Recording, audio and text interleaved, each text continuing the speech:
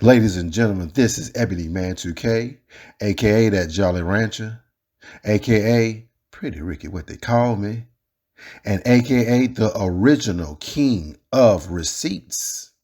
I welcome you to my channel. Today I will address the controversial YouTuber Hannah Pearl Davis, aka Just Pearly Things, who has recently come under scrutiny for the mishandling of an invited racist guest named Nick Fuentes on her YouTube show. Her lack of pushback on this Holocaust and slavery denier raised eyebrows across YouTube, especially when you consider other questionable racist behavior of Pearl in the past.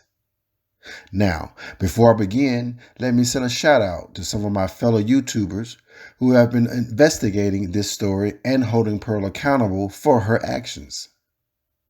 Those YouTubers include Mike TV, Oshay Duke Jackson, and the YouTube duo Trigonometry. Now make sure you visit their YouTube channels and subscribe. Now, in full disclosure, I am also a part-time YouTuber investigating this Pearly situation by request of my followers. I have work experience at a top-tier global management consulting firm with Fortune 500 companies. So producing investigative presentations like the one I'm doing on Hannah Pearl Davis is par for the course. Now, if you look to the right of the screen, you should see a list of the important claims made about the YouTuber Just Pearly Things. And I will read the list as follows. Number 1, Pearl's rise in YouTube came on the heels of the death of former YouTuber Kevin Samuels. Pearl currently fills the vacuum as the white girl version of Kevin.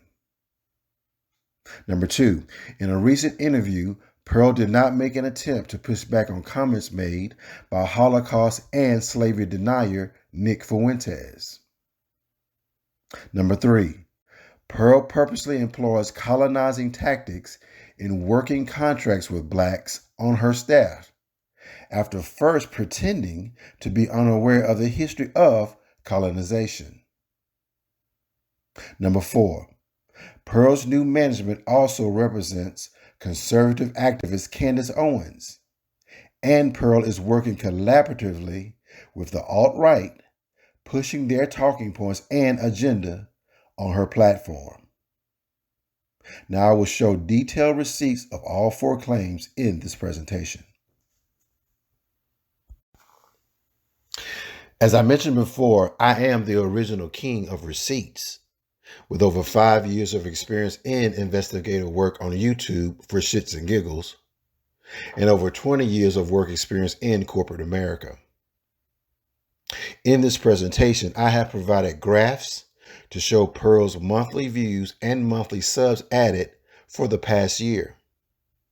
You will also see video clips of Pearl being interviewed about her background and then confronted about the way she handled her interview with the racist Nick Fuentes.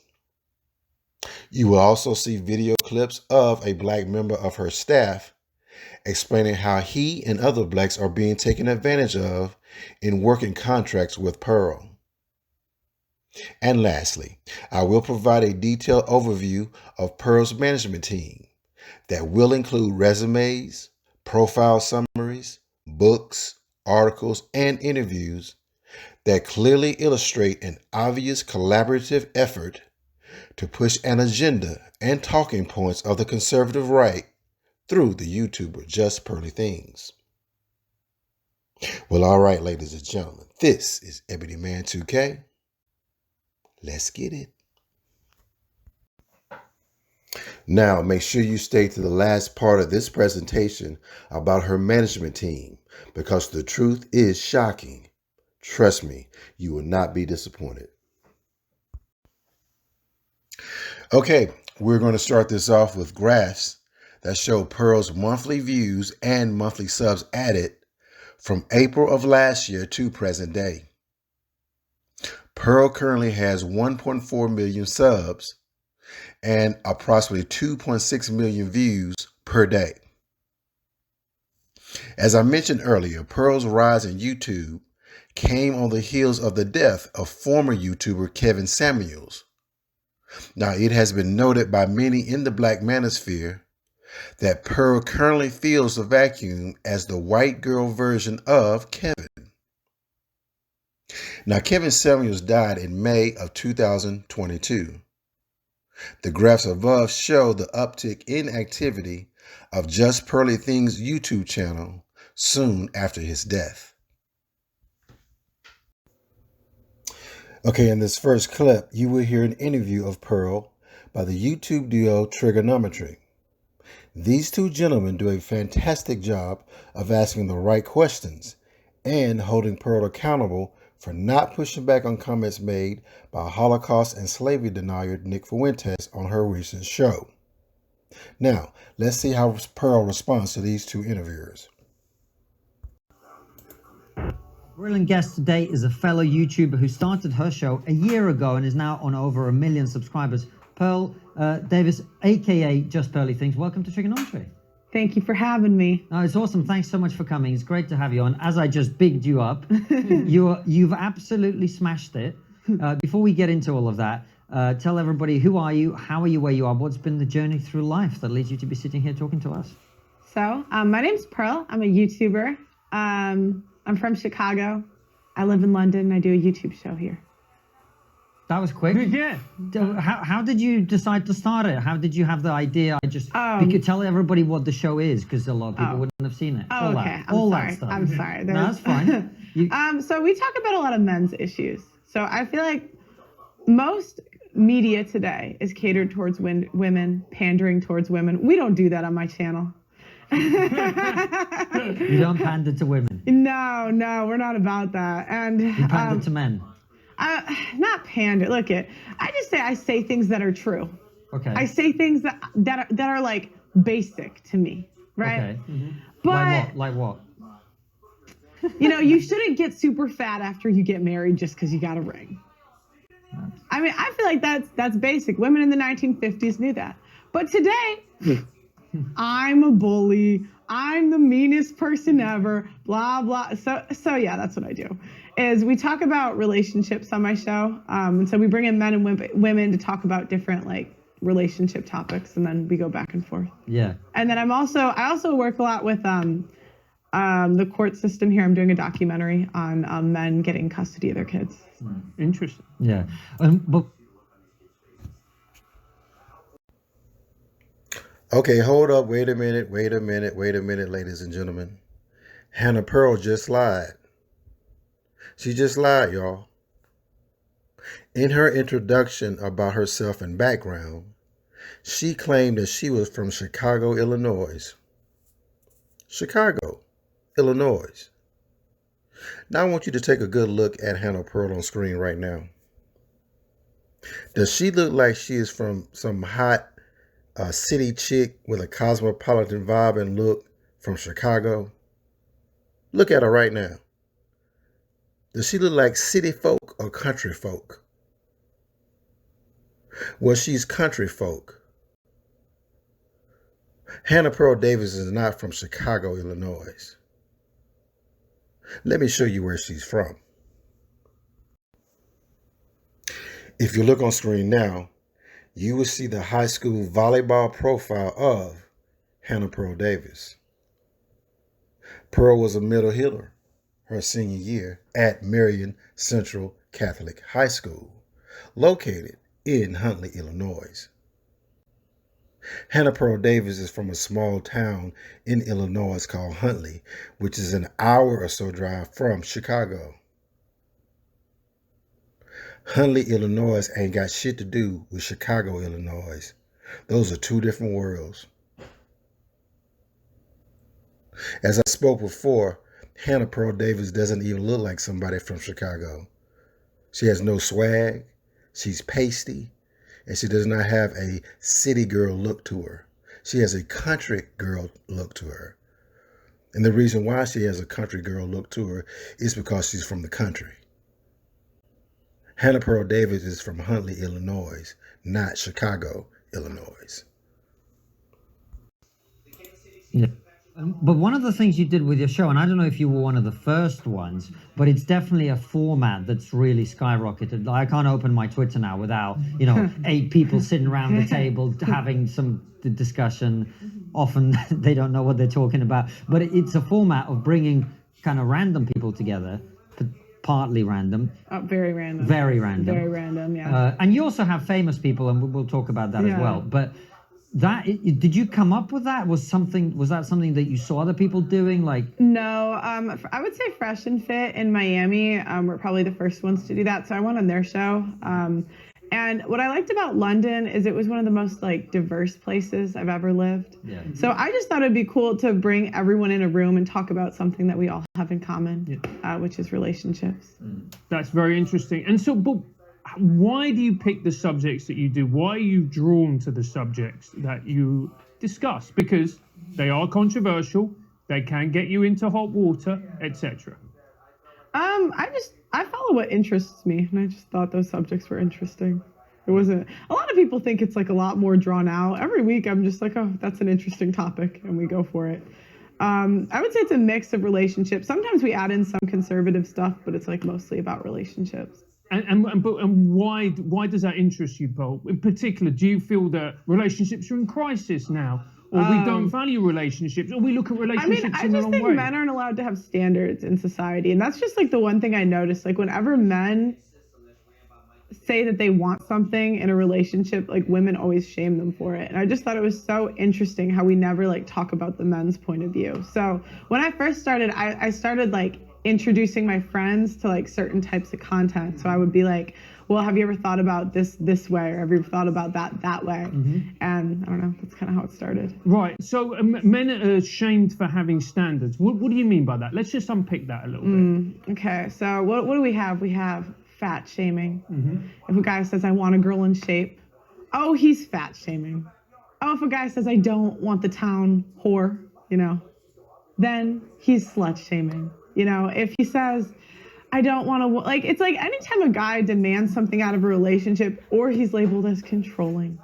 And I just got, oh my gosh, I got so tired in the past year. I got so tired. Because I just feel we would talk about basic things, and the men would say basic things that they wanted, and they would just continue to be shamed for it. And it's just one of those things, once you see it, you can't unsee it. So what are the basic things? And look, a lot of people have said you use, let's put it, fruity language, as they would say in the 1950s in England, like the town whore. Oh yeah. You should have said the city whore. The city whore. But, yeah. But so, what do you mean by that?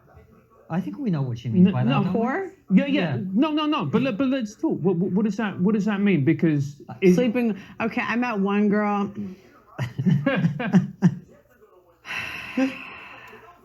She told me this was off camera. She didn't tell me this on camera.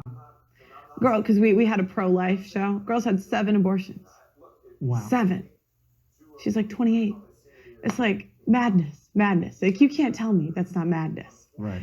And so we're just in this world where it's girls are doing this crazy stuff. And if anyone has anything to say about it, we're the bad guys. It's just don't put me in that group. Well, that makes a lot of sense, because I think a lot of people, including a lot of women, would be you've had 7 abortions. I mean, even if you're pro-choice, you'd sort of not be on board with that, most people. You would be surprised. Well, you think a lot of people are on board with that? Maybe not on board, but legally. Oh, yeah. Yeah. So here it's free. Yeah. Yeah. So, yeah.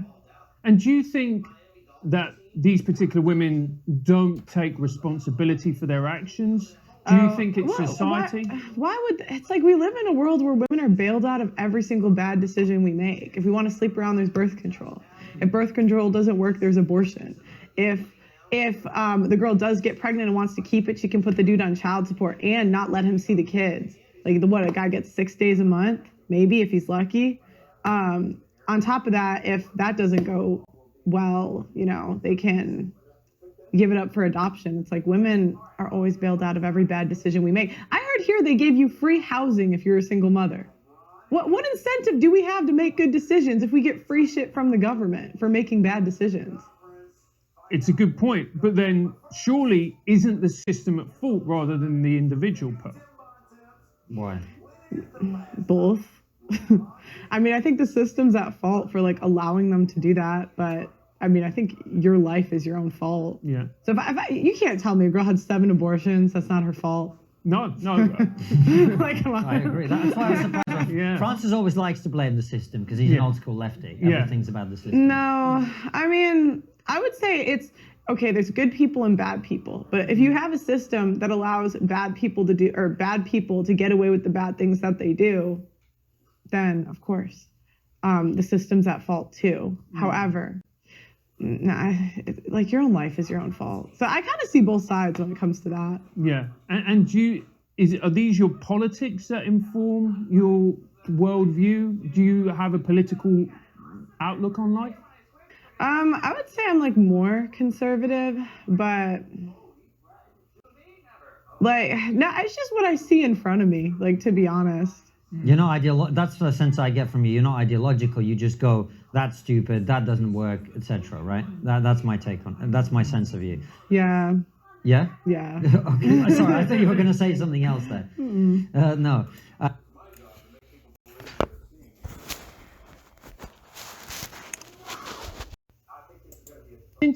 So, that being the case, we can all agree that America is right-leaning, more right-leaning than the UK. Yeah. So why I think I'm not a diehard politics person. But yeah, I think that's a pretty standard viewpoint. So Right. so why the UK then, Pearl, as opposed to America? Oh, I'll tell you why. So I didn't mean to end up here. Yeah, I didn't mean to. It was like an accident. So I, before YouTube, was playing semi-pro, or I was playing, no, sorry, I need to start over. So when I got out of college, I was selling copiers. And I decided that I wanted to play volleyball overseas. I was going to try to get a pro contract. And I was recruited to play volleyball here. So it was a year program to get my master's.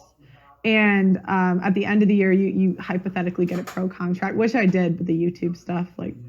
So I kind of I started the show when I got here, and I didn't expect it to get huge.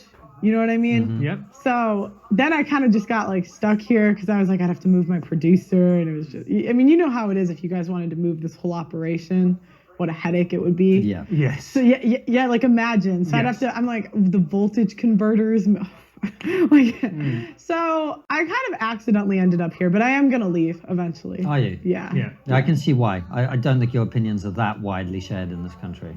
No, they love me here. Listen, there's something else. I think it's been we call the show Trigonometry. Yeah. But even by our standards, this has been pretty triggering for a lot of people. However, there's something even more triggering that I do have to ask you about, because in between the time that we booked you to come on the show and you actually coming on the show, you had a guy called Nick Fuentes. Yeah, Nick. Yeah.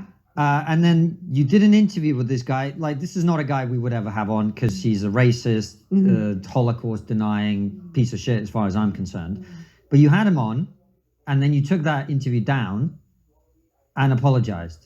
So what happened with that whole thing? Oh, I can't talk too much. There's legal things going on. There's legal things going on. Yeah, there's not with Nick, but just but there's I have a video coming out about that whole thing. So You do? You guys have to wait for the video. Well, but I will say I did not find Nick to be racist. My staff actually did not find him to be racist. Wait, he was talking to an Italian girl next to you and saying that she shouldn't have a black boyfriend or something along those lines. He doesn't believe in. See, I don't really want to go into the race mixing stuff too much. No, but you just said he wasn't being racist, and I watched him be racist on your show. Well, I mean, to me, he says the same things that there's a lot of people that think like that. But it doesn't make it less racist just because other people think it. You could say that, but to me, it's how do I put it? His argument is more about culture. It's easier if you date someone in your culture. You'd have to watch the full thing, but was being a bit combative to him. And to me, he was just kidding. But yeah, He did say, I am a bit racist, even in that. And in fact, in your apology, you said that he said racist things. Well, there's a video coming out about all of that, but you'll see. It's coming out. Okay. Well, the reason I'm asking you is because it's kind of like a big deal that you had this guy on. Mm-hmm. Do you see what I'm saying? Mm-hmm. He is incredibly toxic. I'm just telling you my personal experience with him. We filmed hours and hours and hours of footage with him. There was that one to me, if you watch the full clip, it puts it in a little bit of context. Yeah. But he was really polite. He showed up on time. He also and honestly, he did a panel and he spoke about his opinions on race mixing, and a lot of people agreed with him. Okay, but that doesn't change whether it's racist or not, right? But what I'm getting Do you think it's racist to because I'm curious. Yeah. Do you think it's racist if I'm Irish and I say I want to date someone that's Irish? Do you think that's racist? No, but if I say to you, you're Irish, therefore you shouldn't date a black man, that is racist, yeah. If you're Irish because when he spoke about it on the show, it was more about culture than race. Mm. But to me, that doesn't really work as an argument, Paul. So I'll give you an example. I'm half Latin American. I take after my dad's Irish side. If I date a Jamaican woman, Jamaica and Venezuela have a very similar culture. We're culturally very similar. We have the same food, the same religion, whatever else. So to me, that argument doesn't work. Do you see what I'm saying? Wait, Venezuela and what? And Jamaica. So Venezuela's at the top of South America, and Jamaica is all Trinidad, which is literally, you see it over the water. Yeah, well, it's just, when he was talking about how he wanted to date an Italian woman. Versus, he even said he wouldn't want to date a British girl, he'd want to date an Italian woman. So it was how is he a white supremacist? No, he's allowed to date who he wants, Yeah. but him telling your Italian friend she shouldn't be dating a black man, that's the racist part, don't you think? Mm-hmm. I'd have to remember what he said in the clip, but maybe. Yeah, maybe. Okay. Yeah. So that's why I'm asking you, because you do have controversial guests, as we do, and there's nothing wrong with talking to people who are controversial, but Nick Fuentes is a very different kettle of fish, as we say here, right? Yeah. My opinion is that he was polite overall. He was a good guest. He was also denying the Holocaust, from what I remember. Look, I'm not with that. Keep me out of that one. I'm not with the race. That's not my thing. But I just think people are allowed to have their opinions. So if he has crazy opinions, let him have his opinions. And I think he should be allowed to talk about it on a podcast. But isn't it also the duty, Pearl, of the person interviewing them to push back on those opinions when they come up and actually challenge them and investigate them and to basically push back on it? Yeah, we could do another show where we push back more. It's not the end all be all. But surely isn't that the risk? I wanted to do one with Dr. Umar, but he didn't want to come. Sad. Who's Dr. I don't know who that is. Dr. Umar has the same opinions as Nick. He doesn't believe in race mixing too. He's just black. Yeah. That's a common. Yeah. Yeah, there are some people who believe that, sure. Yeah. But when you were talking about the Holocaust with him, he was saying it's like slavery, it got embellished, and you were sort of going, I can see your point. And that's why I found a bit confusing, because then in your apology you said, well, I wasn't really educated on these things. But it sounds like you're kind of taking that back now. There's a statement coming out on everything, so you guys just have to wait for it. Yeah. From our perspective, we're kind of saying to you what we thought you might have said to him, which is, if a guest says or does something controversial, you kind of want to ask and find out why they've done that. And we have to by the way, if this is coming across as confrontational, that's not the intention at all, because whenever I see a guest not be challenged enough on someone's show, I often think, there, but by the grace of God go I, because we've had people on the show who've said controversial things, and I've sort of missed the moment. And I kind of didn't challenge them enough, and I felt bad about it afterwards. Yeah. I don't know if you remember, because you're not a political person, you might not. There was a guy called Darren Grimes who had a guy called Dr. David Starkey on, and he said something about how, of course, slavery wasn't genocide, otherwise there wouldn't be so many damn blacks in the West, right? And that got picked up by all the media, and they all had a go at him. And I just saw a fairly young, inexperienced interviewer in Darren failed to challenge someone who he looked up to and respected on what was just a bad phrasing more than anything, right?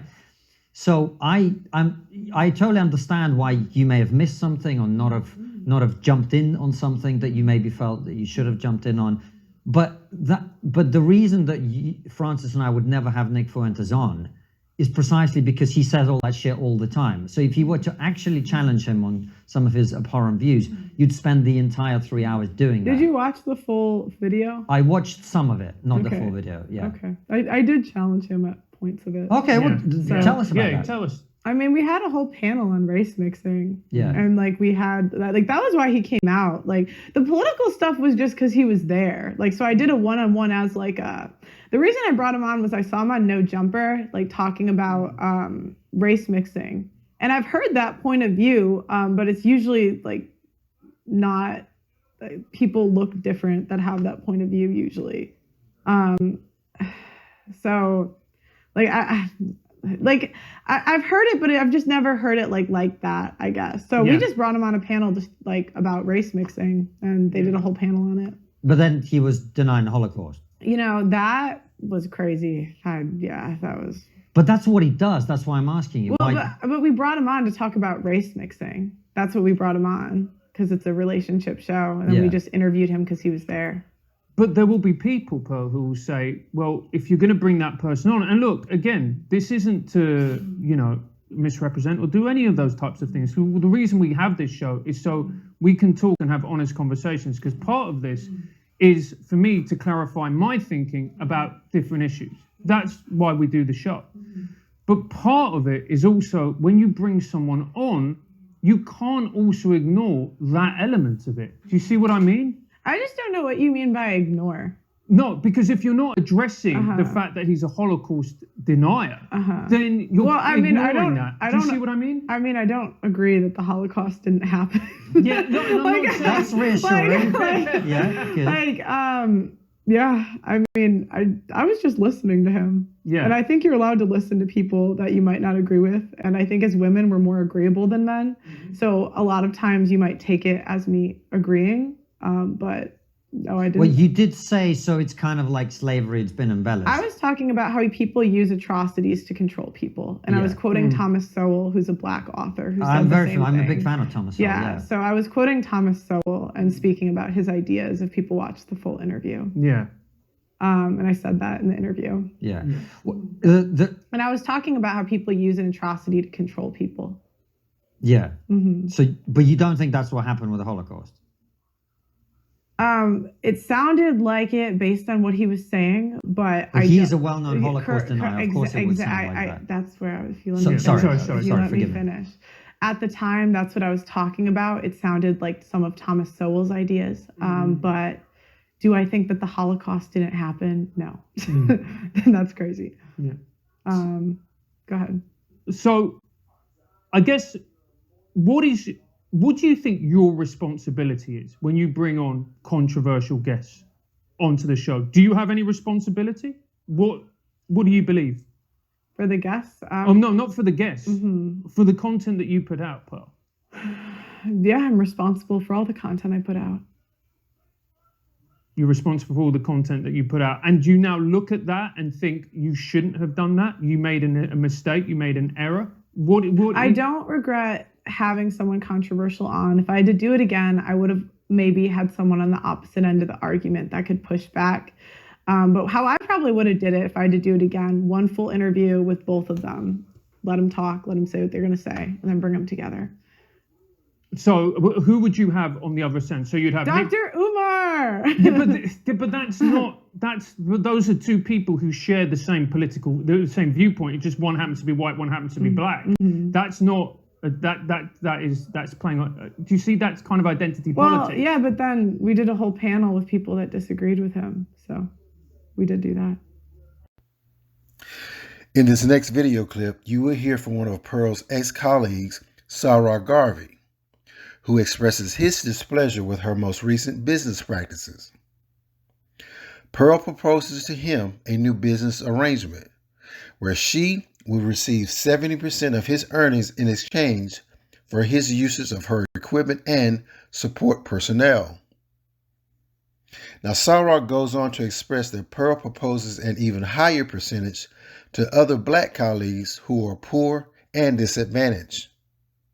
This practice of taking advantage of the poor to obtain wealth and personal gain is what he and many others would consider to be immoral and of the colonizing mindset. Now, I've been on social media for a while, and I have done interviews with the likes of Tommy Robinson, Sargon of Akkad, politicians like Lee Jasper, and also Lin May and people from the music industry like So Solid, Mega Man to be exact. Now, Pearl was reacting to my content prior to coming to the UK. And so when she came to the UK, I was very interested in the content that she would actually put out. And it just so happened that she was putting out content that I was interested in, similar to what the late great Kevin Samuels actually put out. And I understand it because I myself had been embroiled in court cases and things of that nature when it comes to the mother of my son, and understand that the gynocentric order in which we live in is something that needs to be spoken about. So when she came to London, she said that she wanted to make a podcast. And I said, no problem. Okay, let's talk about it. And I decided to feature on her show. Now, when I featured on her show, because of my following in the UK, people would tune in. So essentially, I helped Pearl grow her channel. Okay, I was on there week to week, and I was working with her based on a fee. So the tragic death of Kevin Samuels happened, and there was a vacuum within the manosphere space. Who was it going to be filled by? It was actually filled by just Pearly Things along with other content creators. Now, I believe that the reason why this space was filled is because Kevin Samuels had a large following of black men. And these black men were essentially fed up with the way feminism had taken over their community, specifically their women. So when he died, there was a vacuum and a lot of black men looking for content like this. And it was filled by Pearl. And I believe that Pearl rose to fame because she herself was the opposite of what those men had been seeing. She was a white woman. She wasn't the types of women that they had been seeing. And essentially, she was regurgitating Kevin Samuels' content. So I began working with Pearl, and from the beginning, I started to think that maybe this girl has a colonial mindset. Now, we all know that we don't want to be paranoid, so I kept working with her. However, the more I worked with her is the more that I saw. She had a colonial type viewpoint when it came to black people. And I had to school her a few times on what it was like to be black and the black experience, and also what slavery and colonization was actually like. Do you think that historical catastrophes must be compensated for? No. No. That's stupid. So then, I'm not agreeing or disagreeing. Yeah. So then, how come there were groups of people that got compensation then? How come? For instance, like Jewish people, Chinese people, Japanese people with the bombs. Like there were groups of people who got compensated. I don't know. So it wasn't fair. What? Well, I'm talking about like when I think about group, I think about reparations. So I mean, maybe if the people were still alive today, like I don't know, maybe. But like when you said historical, I thought you meant like at the past, In the not past. the present. Yeah, so like in the past, so like people talk about slavery. So in the past, you know, the Holocaust happened. In the past, you know, the Japanese, but people got compensated for it. Yeah.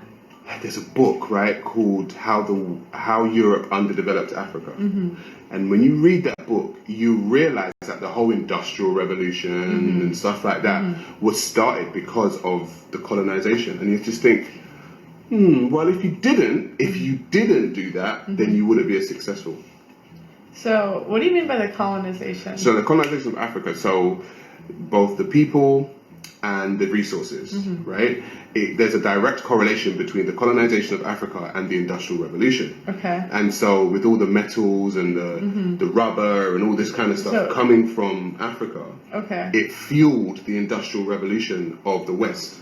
Wait, so you're saying like in Africa, when you say colonize, you're saying like did England come in and colonize? Yeah, like so European, France, Okay. Spain, Portugal, Okay. England. And they like enslaved Africans, and Yes. that's what you're saying. Okay. So they enslaved and at least colonized the continent. Okay. So when you colonize a continent and then you take ownership of the resources, you're able to gather those resources together and use them to your own benefit. Right. And so you gather those resources, use them to your own benefit, and build up your economy. Right. All the while messing up the economy of that actual country. Right. So that video was filmed in 2022. And in that video, what you saw was me attempting to tell Pearl and show Pearl what colonization was like. How people went to another group of people and took their resources and took what was theirs and built their empire off of it. So when Pearl now plays like she doesn't know what colonization is, and she doesn't know what slavery is, and she says these insensitive statements, in that video, I actually attempted to give her a book. It was called How Europe Underdeveloped Africa. I've read it myself. She semi-dismissed that book. She kind of dismissed that book. And then she went on with herself to go and interview a man like Nick Fuentes. Pearl has Africans that work for her. Now, Nigeria has many issues. Now, the disparity in Nigeria has rich and poor people living just on the breadline. And Pearl has these types of people working for her. They edit her videos. They make her thumbnails. So, look what I have here. This is evidence to show how hard my Americans work. No, hold on. You forgot, yeah? This is how hard my white Americans work. Oh, yeah, sorry. They're very hard workers. Yes. I like how they work. My white Americans really work hard. You see that? They inspire us to work hard. No. Do you know what? They don't even inspire. They're working hard for themselves, bro. Oh, okay. You know, they're putting in a lot of work, yeah? They put in a lot of work. My white white Americans You guys should work hard. Work hard. Yeah, you could. So Pearl has taken people on from Africa, which on the surface looks like a good thing. And I guess it is. Africans are being fed. They're taking money from her. They are feeding their family. Amazing. However, with a colonial mindset, this can be quite dangerous. And what happened during that interview with Nick Fuentes was that she used an age-old tactic that colonizers use, which was the divide and rule tactic. She pitted African Americans versus Africans when she spoke about how hard Africans work compared to how hard African Americans work. And she also used the term, my Africans. Much of what Pearl says is determined by her management, which she has said to me on many occasions that she shares with Candace Owens. So when you have a colonial mindset and you have a management who tell you what to say, what generally happens in my personal point of view and what I actually saw was that she began to start paying people pittance. She began to start offering contracts to people that owned them, just like a colonial master would. Case in point, myself and Pearl sat down to have a conversation about me signing to her contractually. And I want to make this very clear. I have never signed to the Just Pearly Things network. I have always been an independent. Pearl has known that, and I have known that. And so anytime I worked with Pearl, we had agreed a fee, and I worked for that fee. I have never been signed to the Just Pearly Things contracts. However, she has signed a few Africans, namely King Riches and Auntie Jenny. Now, I have no problem with a King Riches or an Auntie Jenny. However, if we look at the contracts that they signed, you would understand the reason why I use the term colonization and colonial. Now, myself and Pearl sat down to have a conversation, and she expressed to me that she wanted to do a new segment for her show. In that segment, she said that she would like me to present a topical news show on a day-to-day basis. So I said, okay, no problem. Talk to me. What are we talking about? And she said she would want me within her studio 4 days per week. I said, okay, from what time? She said from 10 in the morning till 5 o'clock in the evening. And I said, okay, well, that is 7 hours. I said, so working 4 to 5 days a week for 7 hours is essentially a day job. I said to her, okay, so what is my guaranteed fee at the end of the month? What is the salary? And she looks at me and she says, we do not do guarantees and we do not do salaries. So I said, so if you don't do guarantees and you don't do salaries, what is it that you actually do? And she said she does percentages. So I said, okay, cool. Well, what's the percentage? She said, Sarah, you're the high end, so you will get 70-30. So I said, fine, okay, let me listen. 70% goes to me and 30% goes to you. Now she looked at me and she said, no, 70% goes to me, Pearl, and 30% goes to me, Sarah Garvey. And that's when I started scratching my head. And I said, hang on a minute. So are you telling me that's a high-end contract for you? And she said, yes. And I said, so are you saying that Just Pearly Things Network has other people on low-end contracts? She said, yes. I said, King Rich's and Auntie Jenny? She said, yes. I said, what's the low end? She said it's 10 to 15%. So essentially, she could be owning 80% of the content, which is basically the monetized views on somebody's channel, and they only take home 15% of the money? She said, yes. I said, Pearl, how long are these contracts for? She said, 3 years. So I said, let me get this straight. You want to own me for 3 years to take 70% of my ad revenue, keep me in your studio from 10 o'clock in the morning till 5 o'clock in the evening for 4 to 5 days a week, and you are not guaranteeing me any money? I said, respectfully, for what reason would I work for your company? She said, because we have a great studio and we have great lighting and we have great editors that will edit your stuff down. Now, I may be a lot of things, but I'm not an idiot. I may be cool, I may be calm, I may be collected, but I'm not a fool. And essentially, the colonial mindset of Pearl has people working on her quote-unquote plantation for absolute pittance, when a year ago, I suggested to her to look into exactly what colonization was, and she acted dumb. Guys, people say that stuff about me. They say I'm sexist. They say I'm a misogynist. And, you know, I really just like to give people the benefit of the doubt when I interview them. I don't go into interviews trying to interrogate someone. I just more try to listen and see where they're coming from.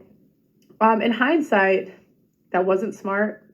And in hindsight, I should have had someone, you know, maybe Sarah Garvey, maybe another content creator that could have pushed back more and really was more educated on the topics that he was talking about than I was, because I certainly was not an expert in any of the stuff that he was talking about. Now we're about to move to the last part of my presentation, where I report my findings on Pearl's management team. I will start off with her advisor, Gina Florio Bontempo. Gina is a Harvard grad and an experienced conservative journalist working for major media publications. She is also an author of the book called The Lies of Modern Feminism. In this book, Gina explains how she graduated from Harvard University as an angry atheist taught to hate America, so much that she abandoned her birth country for Australia. When a freak accident sent her back to the U.S., a video by Candace Owens, then others by Dave Rubin and PragerU, opened her eyes to the lies she had been believing all of those terrible years. Now, let's listen to a clip of an interview done with Gina on the Candace Owens Show. And I want you to notice how some of her expressions, thoughts, and sentiment are similar to those of Hannah Pearl Davis, aka Just Pearly Things. This one always makes people laugh, but that's why I try to use humor, because I mean it. I'm a person who, I was raised in a conservative Christian household. My parents were always very patriotic, and I was raised to love our country. But the second I got into university, I spent 4 years in college and 2 years in graduate school. I came out on the other side, a very different young lady who deeply hated America. And I left the United States and I said I was never coming back. This country is racist and rotten to its core. And so I moved to South America and I went to Australia for a while, shaved half my head, swore off capitalism, said that the free market was evil. And I went down a deep, dark hole that I think that I see a lot of young millennials and Gen Z in right now. And that deep, dark hole is, like I say, the depths of leftism, where we're really taught to hate our country. We're taught to hate white people. We're taught to think that capitalism is evil. And so I always tell people, if I am able to come back from that, if I'm able to come back from deeply hating America and swing back to being one of the most America-loving patriots there is, anybody can. And so I use that as a message of hope.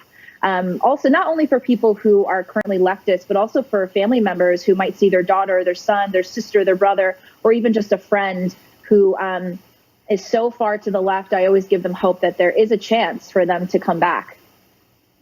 Well, that leads to the next question, because, you know, I'm Gen X. You guys are millennials. You and Candace Owens, millennials, the biggest generation in our country right now. And so I think every parent or grandparent is out there who may have a situation like you're describing is going, how do I reach them? And how are you and Candace able to team up to reach maybe some of these young minds who have been poisoned, I would argue, by the government-run education system and higher education? Well, I think the very first thing is that people like Candace Owens, content producers like PragerU, Daily Wire, The Rubin Report, I think first and foremost, what they're willing to do is have the conversations that we're not allowed to have in mainstream media. So that's why you see a lot of people who may be on the fence, people who may even consider themselves to be liberal. Once they hear Candace Owens speak, once they hear someone like Ben Shapiro, Michael Knowles, Dave Rubin, once they hear these people interviews on their show and have people on their show who might have different viewpoints, it's just the willingness to have these conversations that may be politically incorrect. And it's the willingness to have the conversations that mainstream media will not let us have. And, you know, I talk a lot about how the radical left is authoritarian in nature. And we see the mainstream media today as an extension of the radical left and an extension of the Democrat Party in so many ways. And the very first thing that they produce is that it is not a conversation. It's not a dialogue. It's not discourse. It's just shoving down your throat the same message over and over again. And so I think why so many people are now flocking to the other side and flocking to the Daily Wire and PragerU is because these content producers are just willing to have the conversation. They have people on their show who have different viewpoints. They're not all just staunch conservatives. They're opening up the floor to have a dialogue that we are told we're not allowed to have. And I think that invites in a lot of different people. And I think it brings more people to our side.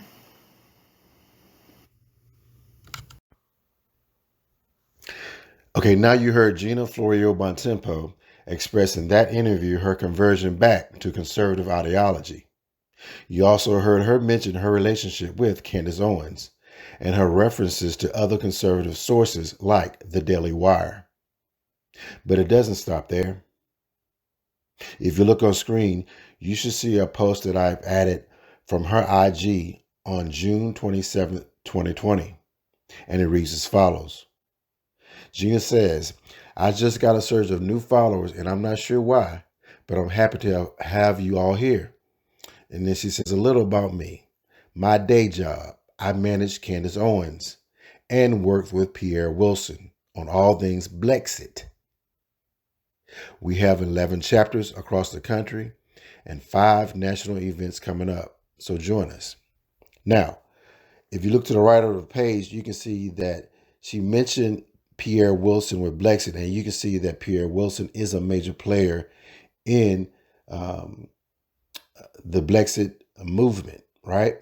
Now, for those of you who are not aware of Brexit, it is a name for black exit. Okay, black exit. That's how they came with the word Brexit. And that is black exit from the Democratic Party. So Pierre Wilson as well as Gloria are both activists in trying to influence black people to move from the Democratic Party, from the left, through a major organization or movement called Brexit. Okay. Now, on their website, the definition of Brexit reads as follows. Brexit is the movement to drive traditional American principles into urban communities across the United States of America, to promote economic independence, individual freedom, strengthen the nuclear family, and foster a deeper appreciation for patriotism in Black American culture. We focus on shifting the culture as well as educating and uplifting minority America through educational programs and acts of community service. Okay? So that's a very nice way of saying that they're trying to get black people away from the left to the right, basically. So when you see Pearl come out of nowhere into black spaces on YouTube, it is plausible that her manager's connections to major conservative sources on the radical right, like Candace Owens, The Daily Wire, and Brexit, can easily serve as an influence on Pearl's topics, talking points, and guests, like Nick Fuentes. Okay, now that I've introduced you to one of Pearl's advisors, Gina, let me now introduce you to her manager, Kobe DeVito. Kobe plays a more active role in Just Pearly Things YouTube platform. If you look on the screen now, you can see where he sends out retweets of Pearl's postings on Twitter. Here, he retweets about episodes of Pearl's wife's school show and her announcements about recruiting talent and interesting guests for Pearl to interview on her show. Now, if you look on screen right now, you should see a copy of the resume of Kobe DeVito. Kobe holds a bachelor's degree from the University of North Carolina at Chapel Hill. Now, he lists content creator at YouTube as his current position, but primarily his work or his real job of the past year since July of 2019 has been with the publication The Daily Wire. He has had multiple roles at The Daily Wire as YouTube manager, social media video manager, and director of social video. But I'm raising an eyebrow because it seems like his only real job in his career has been with one employer, one publication, The Daily Wire. So let's move forward and investigate his involvement with The Daily Wire and see what the background of this publication is really about. If you look on screen now, you should see a description of The Daily Wire, with the source being Wikipedia. I will read that description as follows. The Daily Wire is an American conservative news website and media company founded in 2015 by political commentator Ben Shapiro and film director Jeremy Boring. The company is a major publisher on Facebook and produces podcasts such as The Ben Shapiro Show. In June 2022, the Daily Wire launched Daily Wire Plus, a video-on-demand platform featuring various Daily Wire content, including podcasts and video productions. The company has released multiple exclusive feature-length films and television series. The Daily Wire is based in Nashville, Tennessee. Many Daily Wire stories repackage journalism from traditional news organizations while adding a conservative slant. Fact checkers have said that some stories shared by the Daily Wire are unverified and that the Daily Wire sometimes mistakes facts to advance a partisan view. Oh my God. Oh my God. Wow. Wow, wow, wow. Now we cooking with hot grease, y'all. We cooking with hot grease. Do you see that last paragraph? Do you see it? Listen, let me read it to you again, just in case you missed it.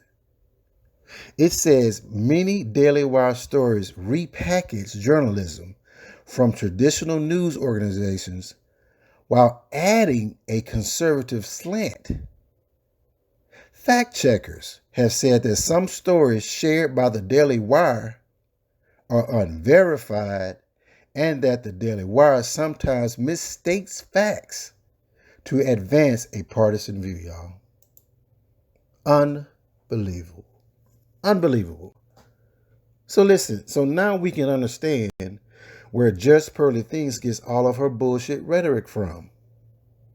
There are many times on her shows where Pearl purposely misrepresents historical facts so badly that it leaves her viewers wondering, what the fuck is she talking about? In these cases, Pearl is obviously trying to push an underlining agenda, and I highly suspect that these bullshit talking points are coming from characters from the radical right, like Candace Owens and Ben Shapiro, through her handlers Kobe DeVito and Gino Bontempo. Now, let's keep moving by exploring the background of the creator of the Daily Wire, Ben Shapiro. And let's see how his ideologies may be affecting the YouTube platform of Just Pearly Things. If you look on the screen now, you should see a profile summary of Ben Shapiro. That summary reads as follows. In 2016, Shapiro described himself as basically a libertarian. In 2021, he described himself as generally libertarian in regards to the role of the government and as a conservative in regards to the role of social structures. The New Yorker, HATERZ, and Vox have described Shapiro as right-wing. Shapiro's views have been described by the New York Times as extremely conservative and was described by The Economist as a radical conservative and as a classically religious conservative. A 2020 study examining issue framing by right-wing podcasts used the Ben Shapiro Show as an example, which offered a mainstream conservative perspective that favors President Donald Trump and his framing on issues like nationalism in a 2x2 matrix that also examined a Stormfront podcast, an alt-right podcast, and the Daily Standard podcast. The study showed that Shapiro's rhetoric was similar to that used in the Stormfront podcast, though with a different tone. Shapiro accuses the political left of believing in an imaginary hierarchy of victimhood in which the opinions of members of persecuted groups like the LGBT community are afforded more credence. He has argued that the left has dominated American culture through popular entertainment, media, and academia in a way that has made conservatives feel disenfranchised and helped lead to the election of Donald Trump in the 2016 presidential election. He has stated that political correctness breeds insanity. Shapiro is an outspoken opponent of safe spaces, especially those on college campuses, arguing that they go against free speech. Shapiro frequently praises Western culture and Western civilization. In 2019, he said, "I believe Western civilization is superior to other civilizations." Now, these are some of his views on race. He has acknowledged that African Americans were historically victims of injustice in the United States, but does not believe in the existence of widespread systematic injustice today. In 2017, Shapiro stated that the idea that Black people in the United States are disproportionately poor because America is racist, that's just not true. Shapiro has dismissed the idea that the United States was founded on slavery and argued that America was founded in spite of slavery. Shapiro is critical of Black Lives Matter and has argued that the Black Lives Matter movement did indeed begin with protests about police brutality, but quickly morphed into broader debates over the validity of looting and rioting, tearing down historic statues, slavery reparations, and defunding the police. So you can see how Ben Shapiro's ideologies, especially those on race, can affect other YouTubers like Pearl through members of his media empire. Remember, Kobe DeVito and Gina Bontempo are not only managers, but they are also conservative journalists with years of experience in media production, which means that they are experts in creating and producing entertaining stories and narratives that have conservative slants. Kobe and Gina are both college graduates. Gina is a graduate of Harvard. Unfortunately, Pearl is not as savvy or as intelligent as her counterparts, so her delivery of their crafted talking points tend to come across as awkward and not well thought out when she speaks on them on her YouTube platform. Now, let's go ahead and move forward on what I think will happen next, now that I have officially called out Hannah Pearl Davis, aka Just Pearly Things. Now that I've presented my findings about Hannah Pearl Davis and her management team, I'm sure there will be pushback from Pearl and her naysayers. If you look on the screen now, I have made a list of her anticipated responses with my replies to those responses. I imagine the conversation with Pearl would go a little something like this. Pearl, don't pay attention to Ebony Man 2K. He is just a small YouTuber. Ebony Man, regardless if I have 1 sub, 1,000 subs, or 1 million, I am thorough in my presentation with credible receipts. Any attempt to belittle my efforts will serve as a form of distraction. Pearl, claiming to be from Chicago when I'm not, it's really not that big of a deal. Ebony Man, Chicago is a world-renowned city with international recognition.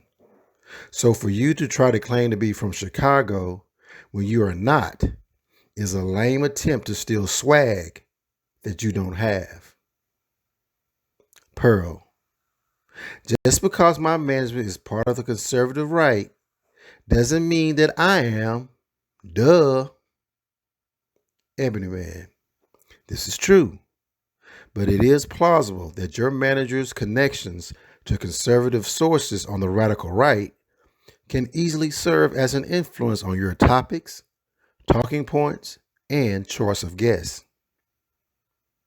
Pearl, I don't know Ben Shapiro, never met Ben Shapiro, so why are you trying to tie me to Ben Shapiro? Ebony Man, just because you don't personally know Ben Shapiro doesn't mean you're not heavily influenced by his ideology through your handlers, Kobe and Gina. For instance, your thoughts on abortion are almost identical to Ben Shapiro's. Ladies and gentlemen, this concludes my presentation of the truth about Hannah Pearl Davis, aka Just Pearly Things, and her management team. I have given you receipts of Pearl's background and where she is really from. I have given you testimony of her immoral business practices from an ex-colleague. I have given you a full background report of her managers Kobe DeVito and Gina Bontempo. And lastly, I've shown how Pearl could be highly affected by the ideologies of Ben Shapiro through his media empire, The Daily Wire, from her managers Kobe and Gina. Well, all right, I hope this presentation has been informative, and feel free to share this video with others, because it is obvious that Hannah Pearl Davis is not who she claims to be, and she does not have our best interests at heart. It appears that just Pearly things is being used by the radical right to conquer and destroy people of color. This is Everyday Man 2K, the original king of receipts. Peace, and I'm out.